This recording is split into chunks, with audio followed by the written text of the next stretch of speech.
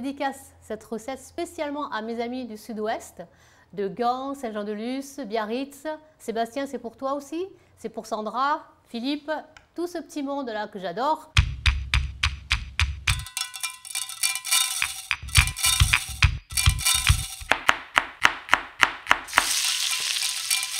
Bonjour à tous, aujourd'hui je vais vous préparer un rougail saucisse.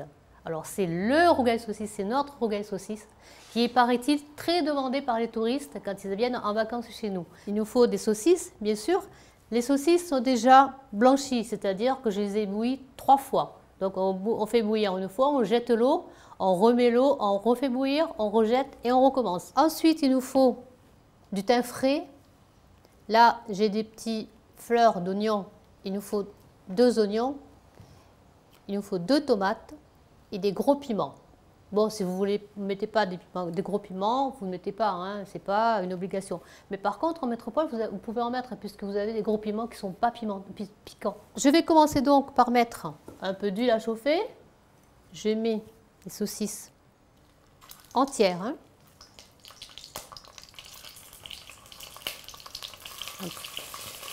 Et je vais les couvrir.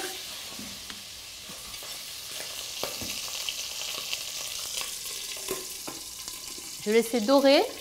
Pendant ce temps, je vais couper mes oignons. Je vais les peler et les émincer. Et je vais faire pareil pour les tomates. Alors, j'ai fait un petit sondage pour savoir comment faire ce rougail saucisse.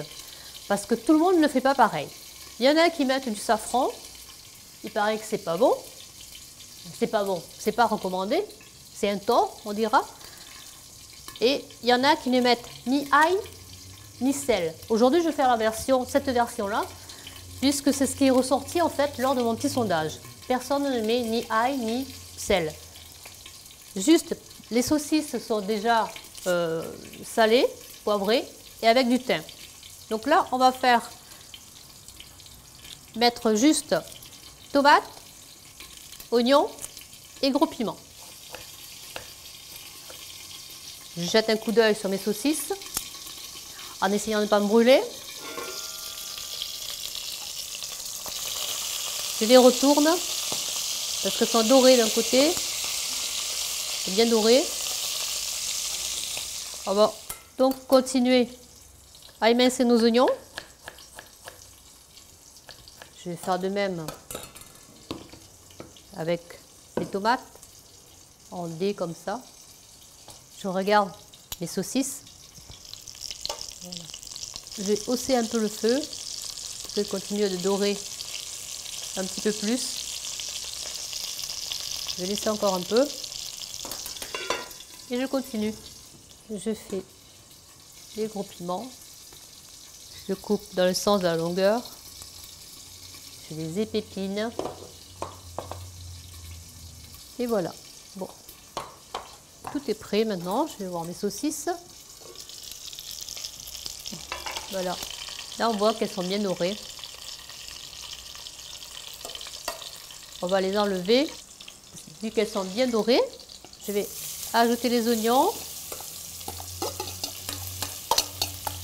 Une branche de thym. Là aussi, beaucoup ne mettent pas de thym.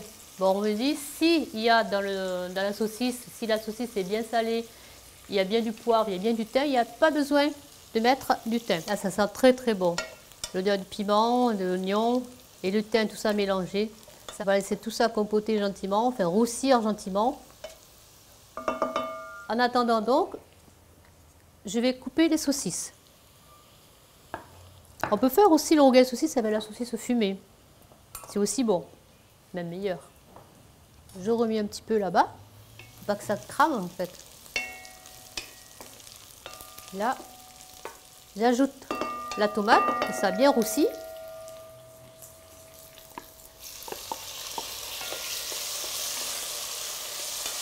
Je vais ajouter mes saucisses à la marmite.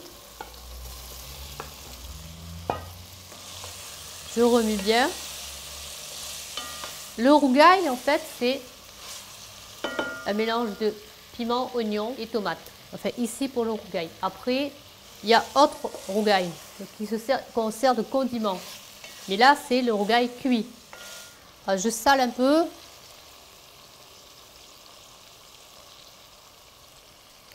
Je remue.